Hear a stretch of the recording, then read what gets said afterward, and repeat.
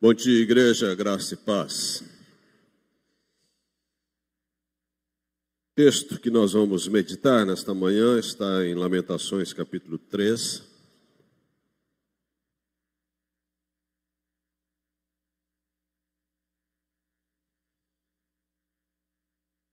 Como o texto é um pouco longo, eu só vou ler alguns versículos e você mantém a sua Bíblia aberta, porque aí você vai, no decorrer da meditação, você vai acompanhando. Lamentações, livro de Lamentações, capítulo 3, versículo 1, nos diz: Eu sou o homem que viu a aflição pela vara do furor de Deus. Mais à frente, versículo 17, afastou a paz de minha alma, esqueci-me do bem. Então disse eu, já pereceu a minha glória, como também a minha esperança no Senhor. Livra-te da minha aflição e do meu pranto, do absinto e do veneno. Minha alma continuamente os recorda e se abate dentro em mim. Quero trazer à memória o que me pode dar esperança.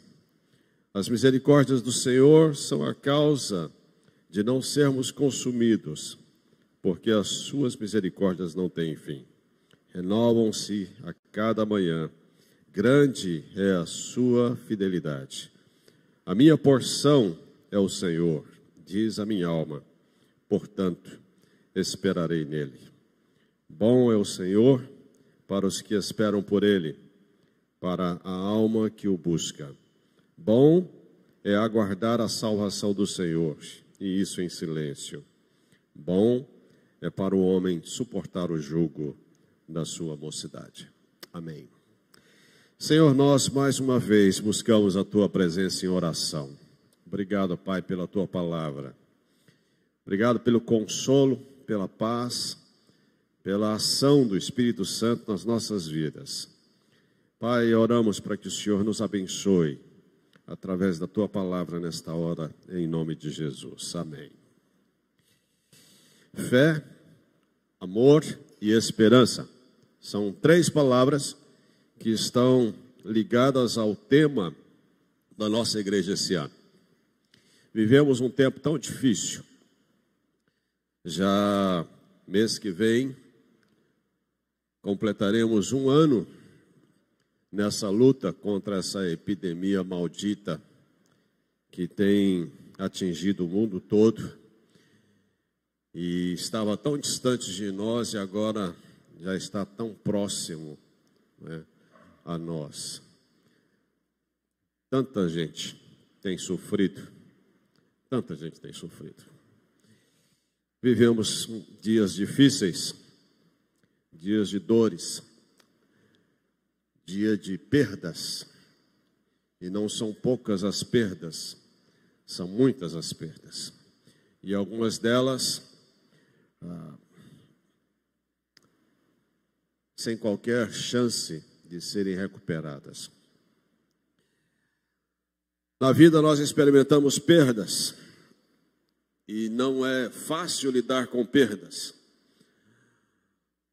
Lidar com perdas requer uma certa maturidade e equilíbrio. Perder é algo que ninguém gosta.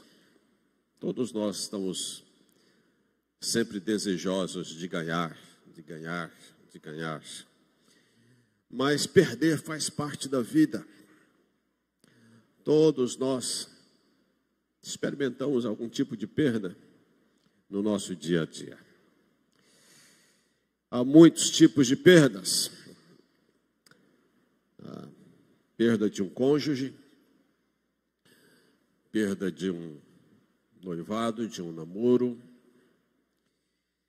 perda de amigos, perdas financeiras, perdas de status, às vezes perdas de filhos para o mundo,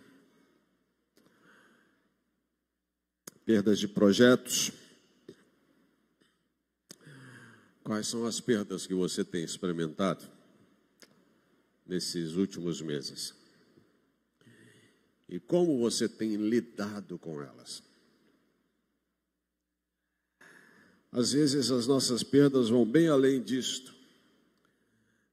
Há tantos que em meio às perdas estão perdendo a fé, estão perdendo a paz, estão perdendo a alegria de viver, estão perdendo valores que antes eram tão preciosos, né, para eles. Jeremias vivia um tempo muito difícil. Um tempo em que as pessoas estavam frias para com Deus. Um tempo em que as pessoas não queriam dar ouvidos a Deus. E ele, como profeta, chamava o povo ao arrependimento, exortava-os a voltarem-se para Deus naquele tempo. Mas o povo não dava ouvidos. O povo tinha o coração endurecido. O povo não queria saber dos valores espirituais. Queriam viver suas vidas e apenas de aparência viverem uma religiosidade que lhes fosse suficiente. Jeremias viu a mão de Deus. Depois de tantas exortações do profeta, o profeta escreve no livro das suas lamentações uma declaração muito forte.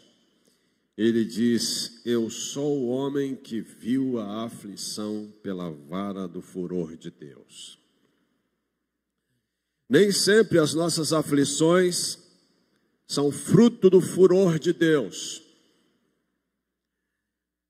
mas certamente todos nós passamos por momentos de aflição.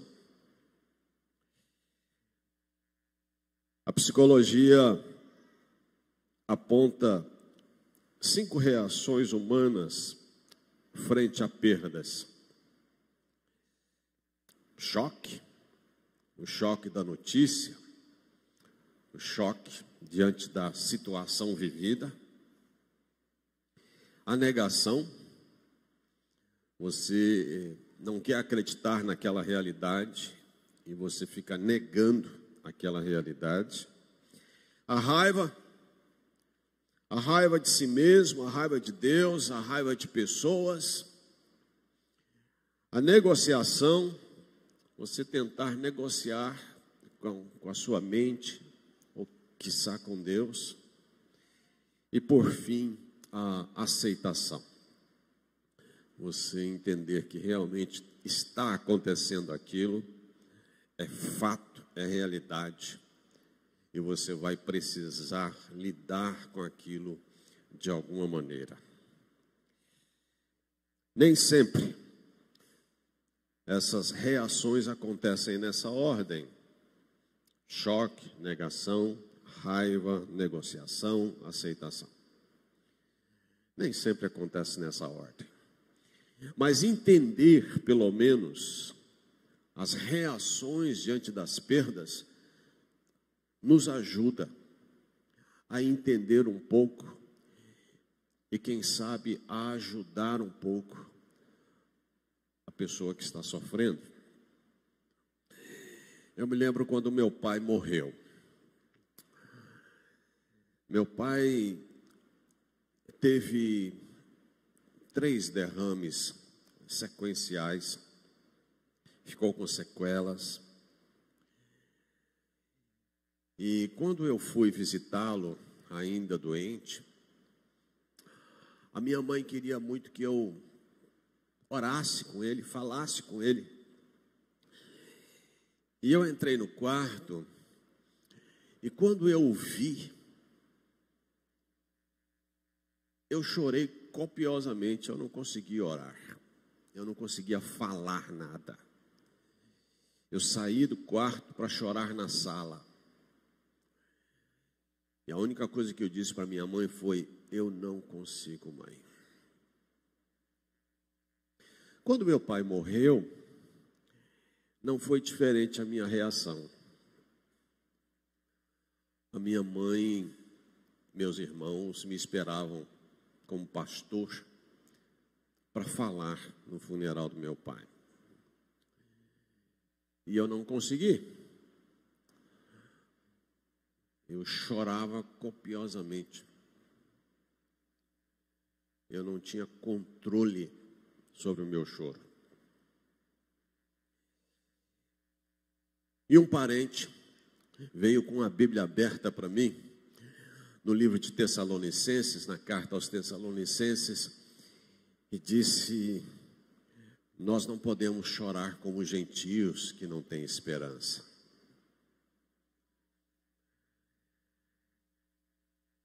E aquilo foi uma pancada para mim também. E eu pensei e falei: me deixa chorar.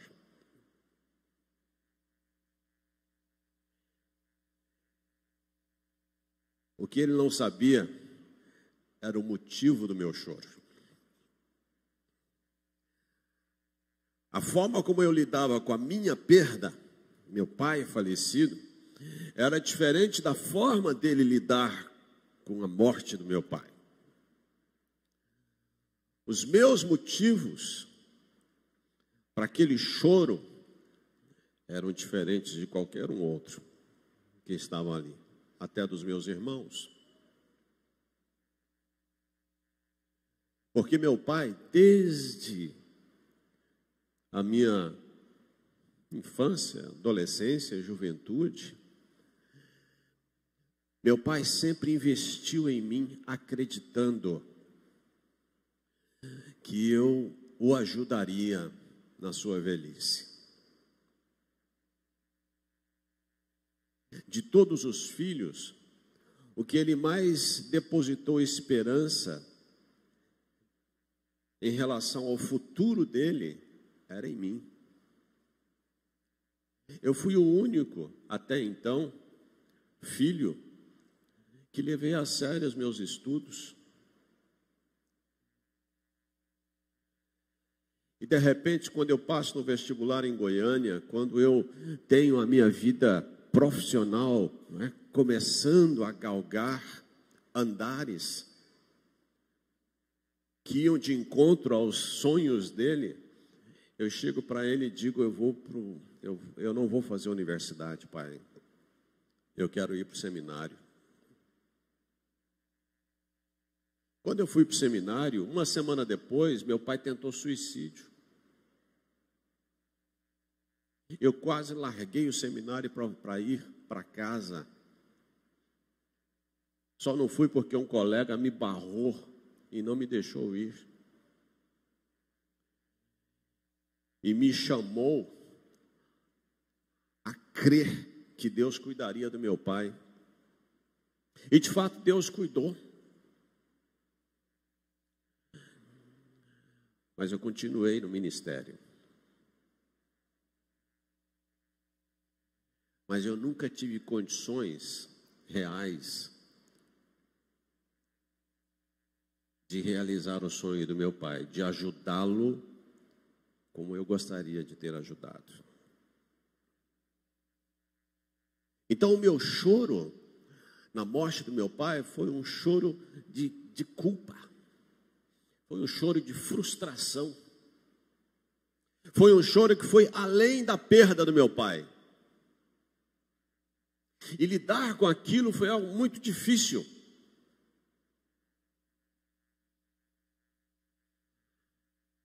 Depois que nós enterramos o nosso pai, nós fomos para a casa da nossa irmã mais velha.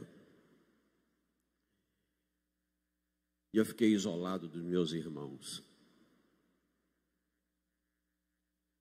Minha irmã sentou-se do meu lado, minha irmã mais velha, e me fez a pergunta: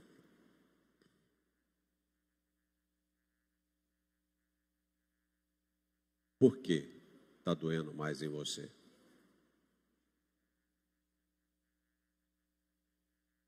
E eu contei a ela da minha frustração, da minha dor. E ela me disse algo que trouxe paz ao meu coração. Ela disse: mano, Deus tem seus caminhos.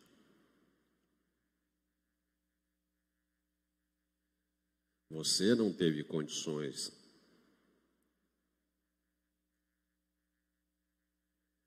Mas Deus deu condições a mim, Deus deu condições à nossa outra irmã.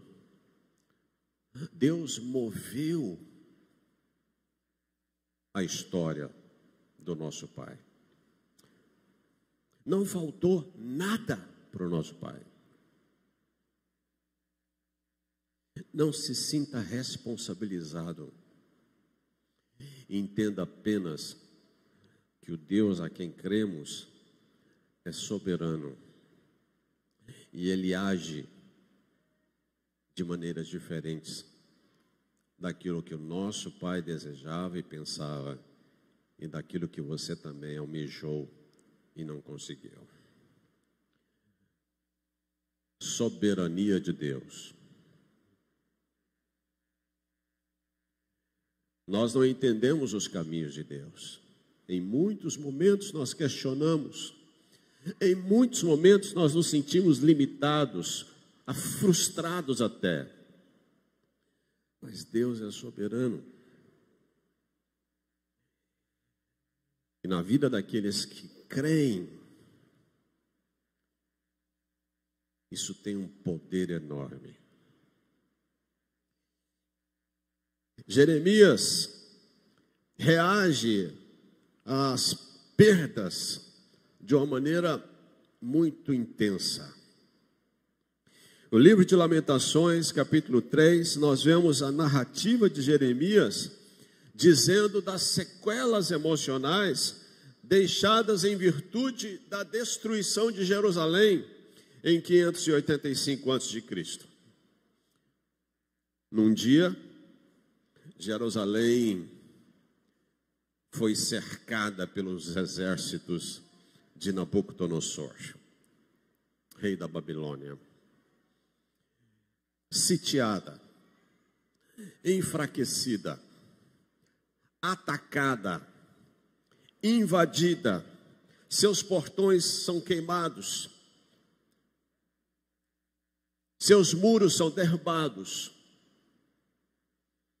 a cidade é tomada, o templo é saqueado, as riquezas da cidade são espoliadas, os valentes de Jerusalém são mortos em confronto, as mulheres são violadas, a morte, a dor, e de repente, Jerusalém, de uma cidade livre, se torna cativa.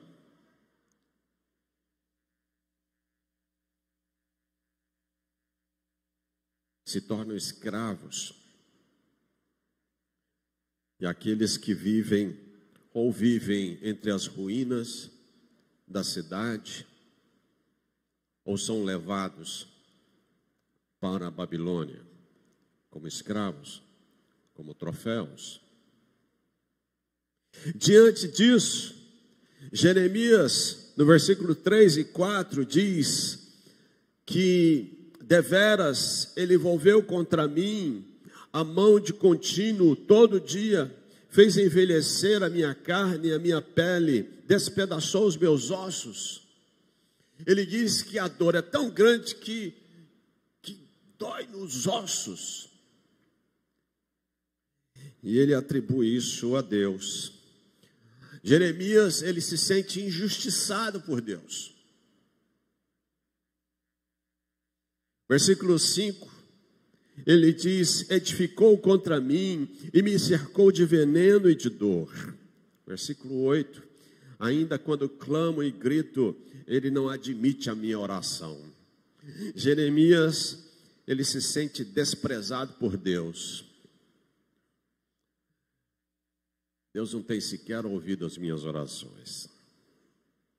Versículo 9, ele diz: fechou os meus caminhos com pedras lavradas, fez tortuosas as minhas veredas, fez-se-me como urso à espreita, um leão de emboscada, desviou os meus caminhos e me fez em pedaços, deixou-me assolado. Enteçou o seu arco e me pôs como alvo a flecha, fez que me entrassem no coração as flechas da sua aljava.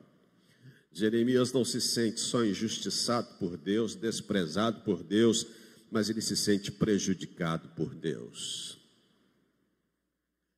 Mais do que isso, no versículo 14 ele diz: fui feito objeto de escárnio para todo o meu povo e a sua canção todo dia.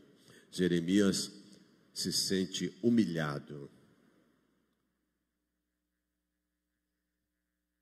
Mas não é só isso.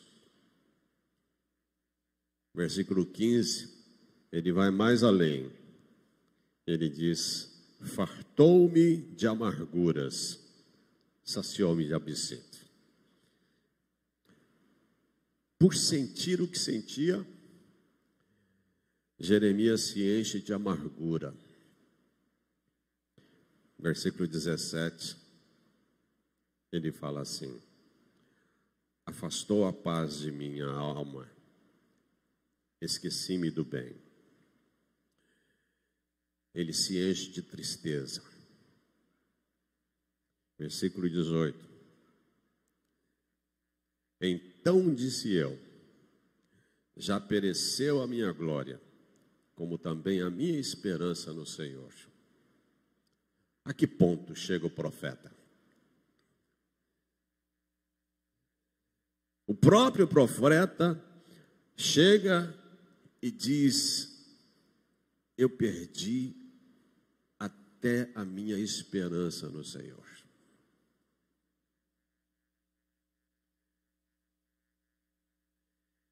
Isso chama-se desespero. Isso chama-se desespero. Versículo 20. Minha alma continuamente os recorda e se abate dentro em mim.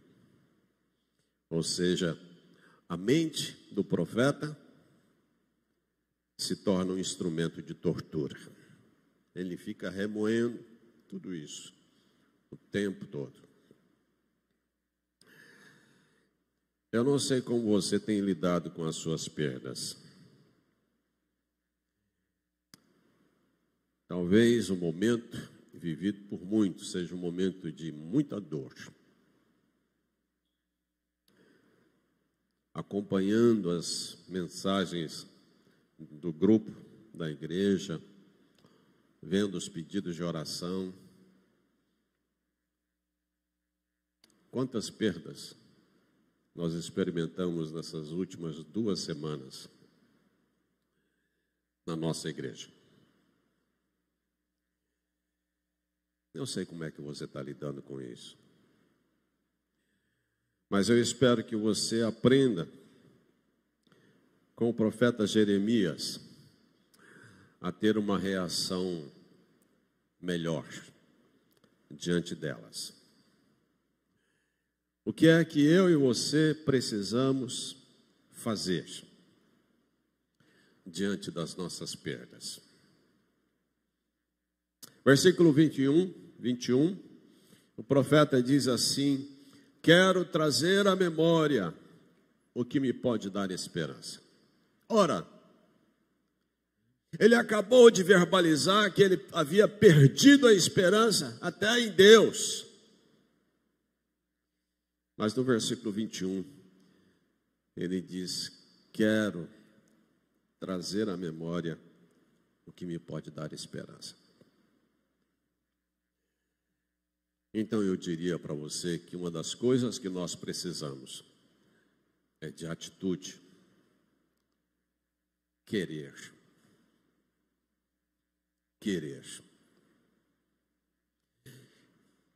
Isso chama-se proatividade.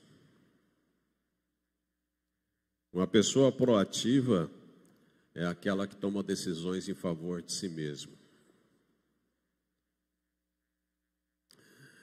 Não importa se os outros ao redor não querem. Importa se você quer.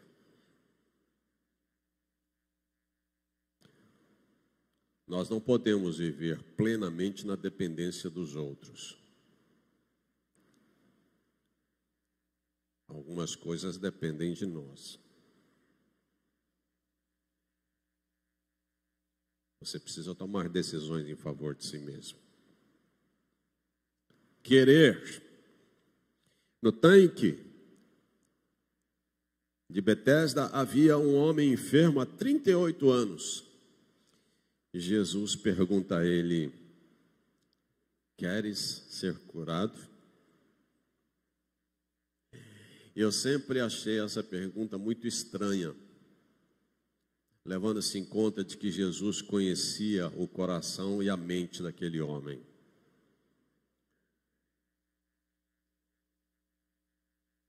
Mas Jesus pergunta a ele: queres ser curado? Essa pergunta só faz sentido para mim se eu entender que existem pessoas que às vezes precisam, mas não querem. Nós precisamos querer. Querer fortalecer-se na fé, querer buscar a presença de Deus, querer ajudar outros, querer abençoar a família. Nós precisamos querer viver. Vamos querer viver. Ainda ontem, na reunião de jovens, lá na Manancial, alguém estava comentando na reunião sobre suicídio, porque o tema da nossa conversa ontem lá foi sobre ansiedade. E o número de suicídios na nossa cidade tem aumentado. Já fazia algum tempo que eu não ouvia notícia de gente pulando na ponte, indo para a Barra. De um tempo para cá, vira e mexe, um pula ou ameaça pular.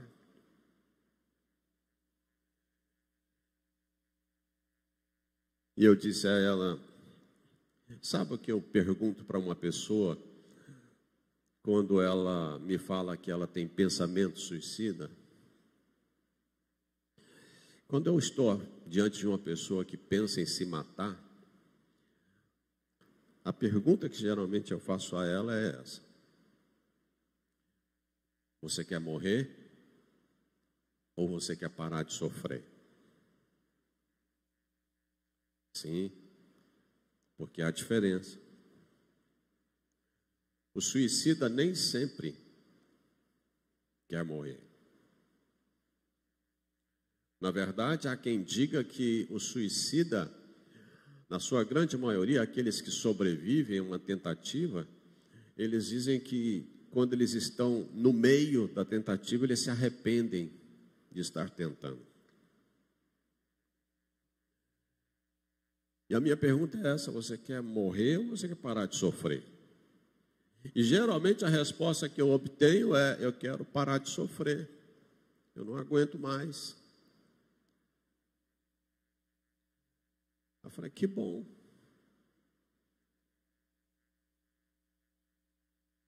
Porque para parar de sofrer, existem outras opções além da morte. Vamos pensar em alguma? Me deixa te ajudar.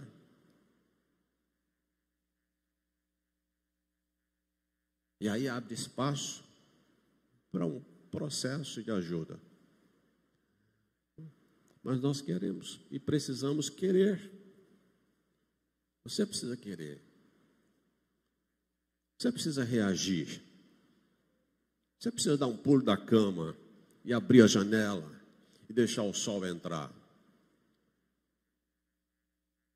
Você precisa reagir.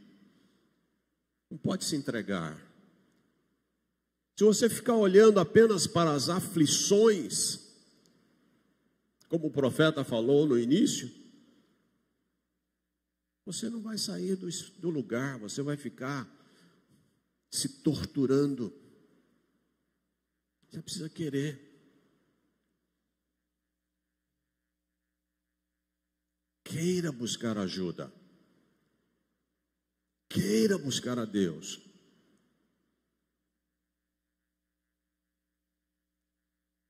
Ah, mas eu não tenho força. Peça. Clame.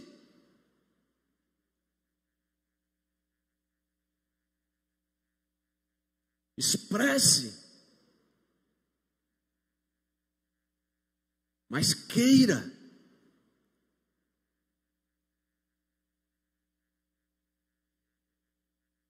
Segunda coisa que nós precisamos é sanear a nossa mente. Versículo 1 ainda, ele diz: quero trazer a memória o que me pode dar esperança. Atribui-se a Martinho Lutero essa frase: nós não podemos impedir que um pássaro voe sobre nossa cabeça, mas podemos impedir que ele faça um ninho nela.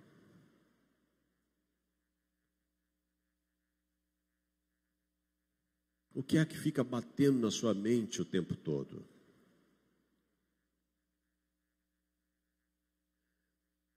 Ontem, falando sobre ansiedade, eu lembrei Filipenses 4:6. Filipenses 4:6, Paulo diz: não andeis ansiosos de coisa alguma.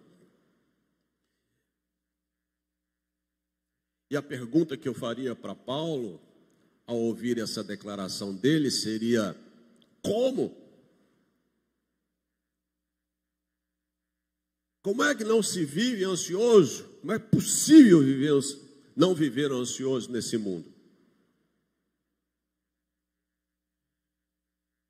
O tempo todo você vive ansioso nesse mundo, ou tentado a viver. É conta para você pagar, é orçamento apertado, é luta daqui, é pessoas doentes da sua família. Como?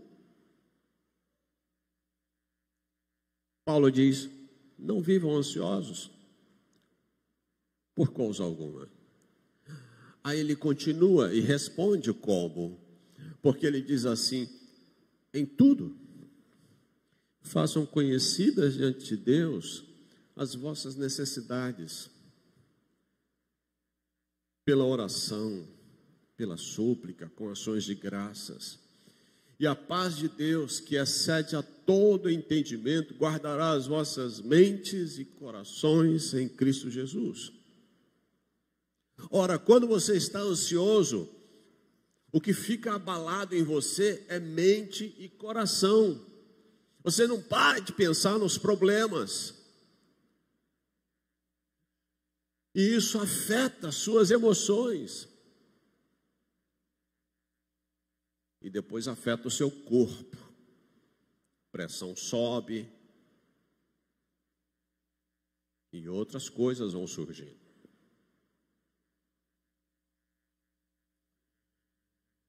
Paulo diz: em tudo, façam conhecidas as vossas necessidades pela oração. Oração é uma terapia também.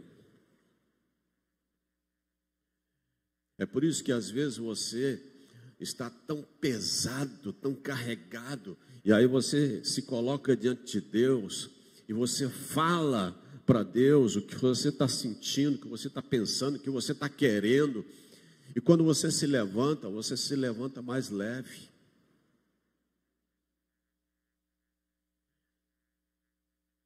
O fardo ficou ali. A oração também tem um efeito terapêutico. Porque você se esvazia. E na medida em que você vai se esvaziando na presença de Deus, Paulo diz: a paz de Deus, que excede a todo entendimento, ou seja, não tem como entender a paz de Deus, é sobrenatural. guardará as vossas mentes e coração em Cristo Jesus.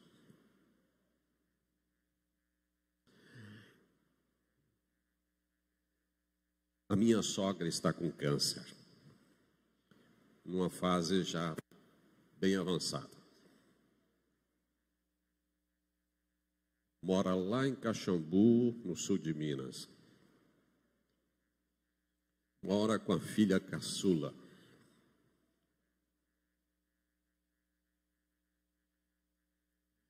Quem segura a onda da mente, em grande parte sou eu e minha esposa.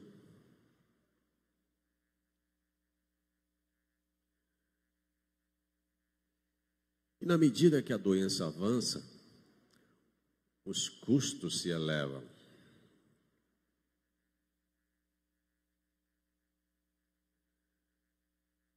Com cuidadoras, com a medicação, com isso, com aquilo outro. Cada mês é uma novidade que surge.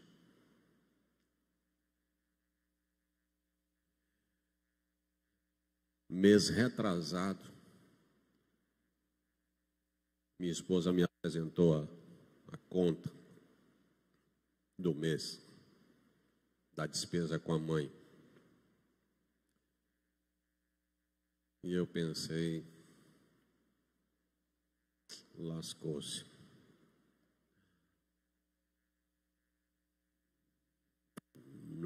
Não sei como conseguir isso.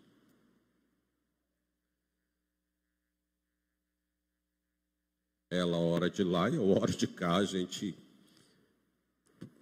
coloca na mão de Deus, vamos orar. Do nada, entre aspas, uma amiga da minha esposa que mora na Alemanha e que há muito não conversava com ela, mandou uma mensagem pelo Zap.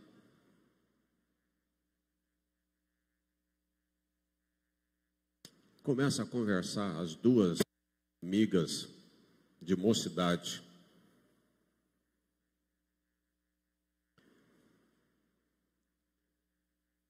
E no final da conversa, essa amiga se volta para minha esposa e diz assim: Nancy, eu vou ajudar você com a sua mãe.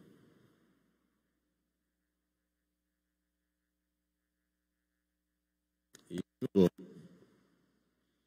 Sabe por que eu estou contando isso para você?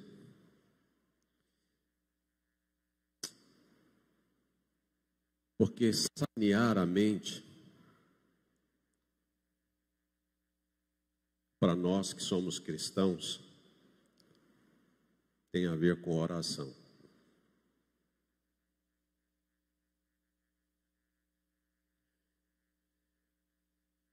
Trazer a memória o que nos pode dar esperança tem a ver com as nossas experiências com Deus.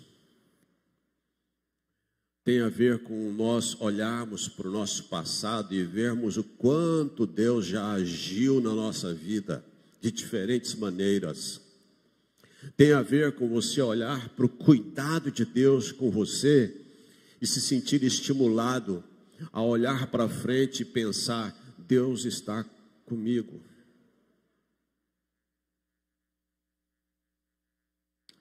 Ele vai continuar me ajudando.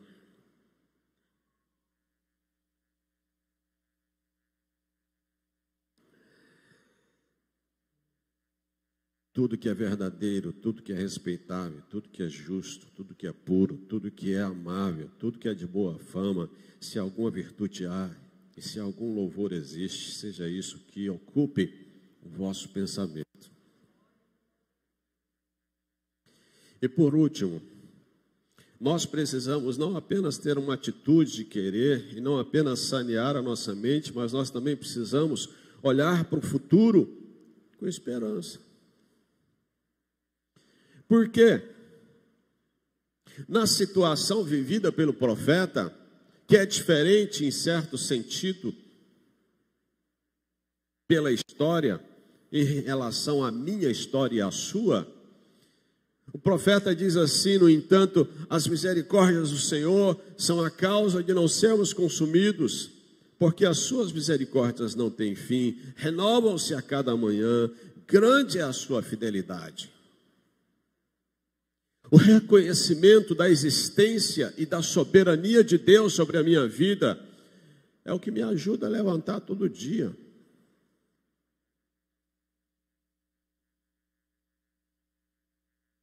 Sua vida não é fácil. Todo dia a gente levanta e vai para a luta.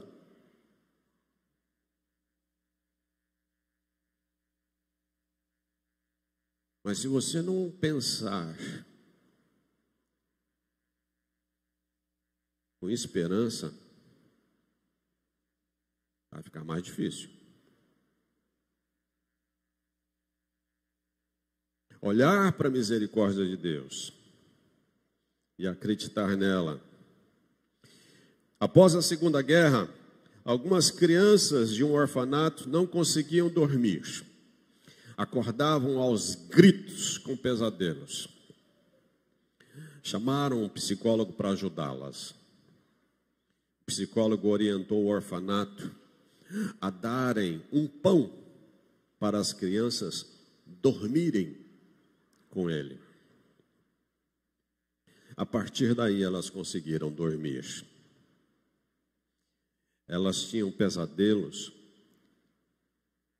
por medo do amanhã.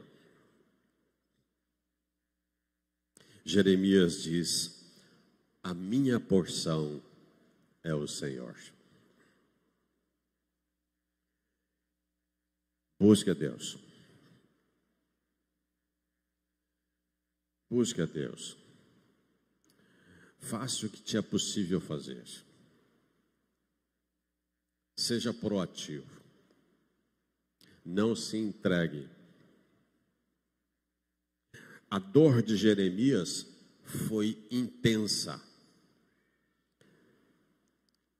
O bonito na história de Jeremias é que ele não se entregou à dor.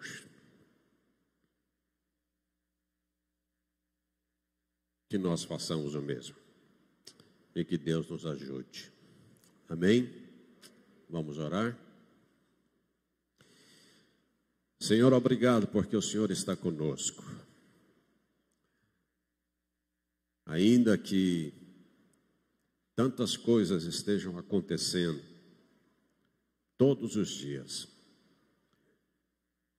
tentando nos enfraquecer, tentando nos vencer, tentando tirar de nós até mesmo a nossa fé, a nossa capacidade de crer. Deus, obrigado. Obrigado porque mais uma vez a Tua palavra nos chama a atenção para olhar para o Senhor, para tirar os nossos olhos das circunstâncias, ao menos por algum instante, e mantermos os nossos olhos fitos no Senhor. Pai, aqueça o coração frio. Pai, fortaleça os joelhos trôpegos. Traz paz e quietude à mente atribulada. Traz sono àqueles que estão com dificuldade de dormir. Ó Deus, traz esperança aos desesperados. E renova sobre nós as nossas forças para continuarmos seguindo adiante na missão que o Senhor confiou a cada um de nós. Abençoa o teu povo, encha-o da tua presença, em nome de Jesus. Amém. Amém. Deus abençoe e vamos que vamos.